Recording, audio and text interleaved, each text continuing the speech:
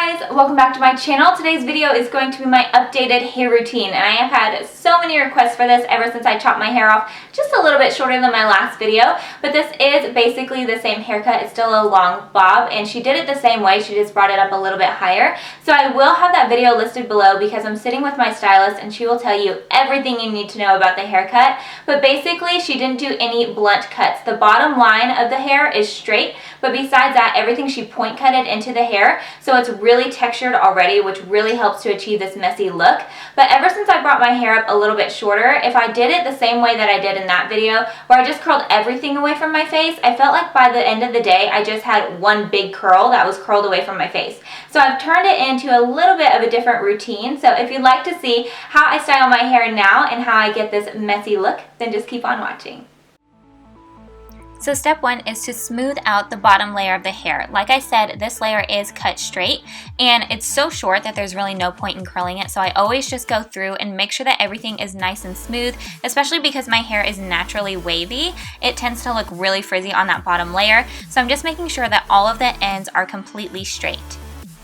And to style my hair, I'm using the Fashionista straightener from NUME. I believe this is a 1-inch straightener and it just has a rounded edge. That's the biggest key for this look, is having a straightener with a rounded edge, because we are going to be using this for our curls as well. Now make sure that that whole layer is nice and smooth and straight. And now we're moving on to alternating curls, which is step 2.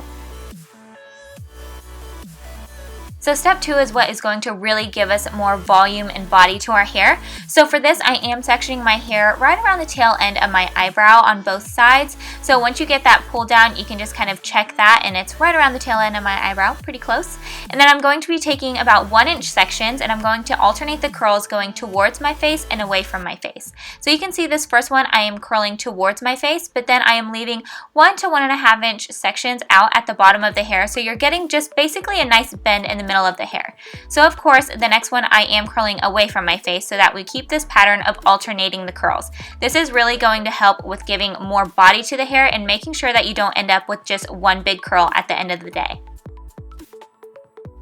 One thing that I always make sure to do, no matter where I'm at in my pattern of alternating curls, is to make sure that the pieces that are framing my face are always curled away from my face. I feel like that's just always much more flattering. So now I'm just moving to the other side and keeping up this alternating curl pattern.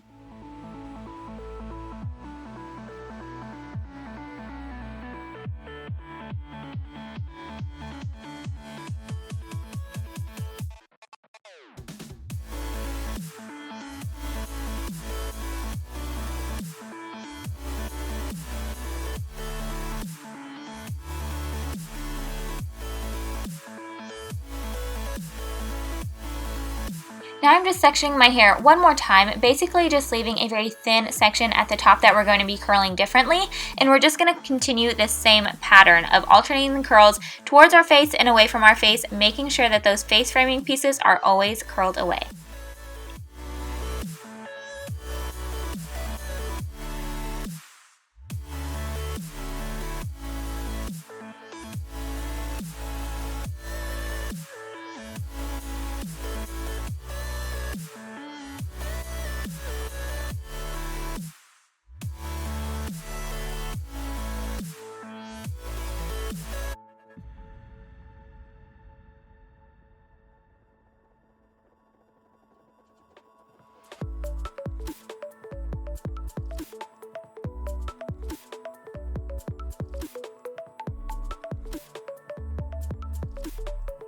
For our last section of hair, we are going up and away, and I'm using 1/2-inch sections instead of 1-inch sections. This is just going to give us a little bit more variation in our curls.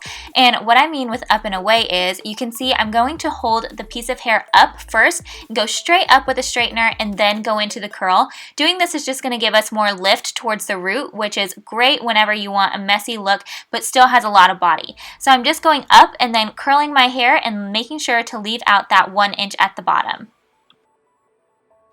And the thing that I do for the front pieces of my hair that are closest to my face is I will do the curl, and then you can see I'm just kind of pulling down on it while the curl is still hot. This just makes sure that those curls aren't too tight around my face.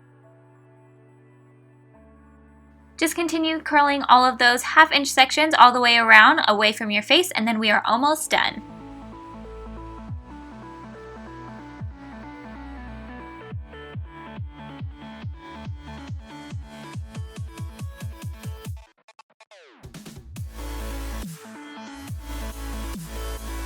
Step 4 is to get messy, and this is what your hair will look like once you get done with all your curls, and I just like to make everything look more textured and messy. So what I'm going to do is take my hands and run my fingers through with the curls. This is just going to help break everything up and give it a lot more body and texture. You can see in just a second how much more body this gives your hair once those curls are broken up, and seriously, just look at the difference there. Now that your curls are all broken up, it's time to go in and fine tune your hair, and this is basically more of a preference thing. I always tuck my hair on the right side, so I always like to tease that area right above it, and then I will tease the left side in that same area, and then I always have to tease the back of my hair because it's just super flat. So I'm just teasing little sections. I'm not doing anything too crazy, just backcombing very slightly just to get a little bit more lift in those areas. Now I'm going in with my favorite hair product ever. This is the Kenra Dry Texture Spray, and I'm basically just spraying upwards into the bottom sections of my hair where those ends are straight.